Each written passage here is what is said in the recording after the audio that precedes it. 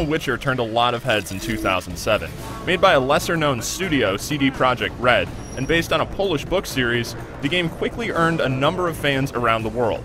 Hopefully that trend will continue with The Witcher 2: Assassins of Kings.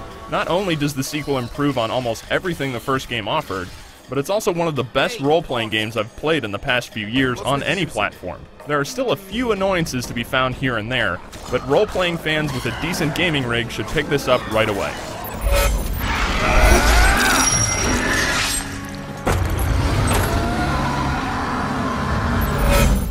The main character of the series is Geralt, who is, go figure, a Witcher, a mutant engineered to slay monsters.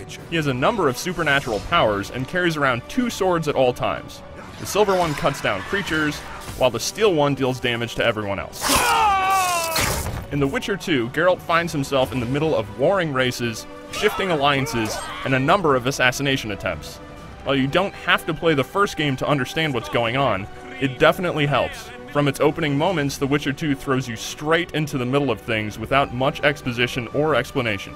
Newcomers will have to constantly double-check names and locations in the game's extensive journal, which may be a turn-off to some. The Witcher 2 assumes you're moderately intelligent, and does not make any concessions to the tale it's telling. If you do put in the extra time needed to understand the characters and situations, you'll be rewarded with a complex and mature story with terrific characterization.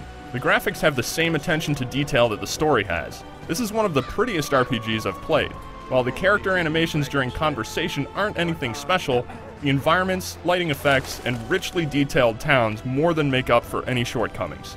The menu interface also looks nice, though I did find it a little cumbersome to use at times. Doing simple things like slotting mutagens on character abilities or crafting items is not quite as functional as it should be. This is not a huge problem, but little annoyances start to stand out when the rest of the game is so good.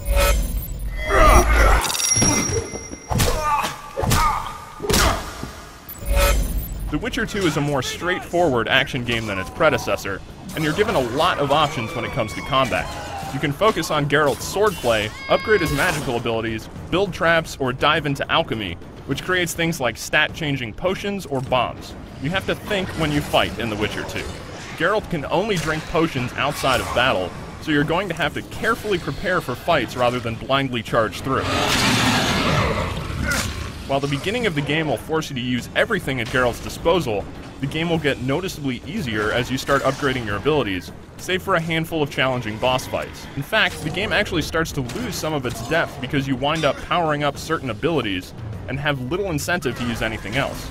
Still, the combat is fast, engaging, and a lot of fun. Targeting enemies can be a little too finicky, but it's not a big problem. One thing that The Witcher 2 excels at is making you feel like you're part of this world. Geralt is not some kind of superhero to the townspeople you meet. He's an outsider and is often treated as a criminal. Everyone in the game has distinct motivations for their actions, and you'll have to make choices that will drastically affect later parts of the game. Unlike a number of recent RPGs, these choices are made organically. There's no giant morality meter to tell you whether you've done a good thing or a bad thing. Not many games have such a realistic take on this subject matter, and it's really refreshing to see. Likewise, you never feel like you're wasting time with pointless side quests. Each quest fits very well into the context of the world, and can change your experience quite a bit.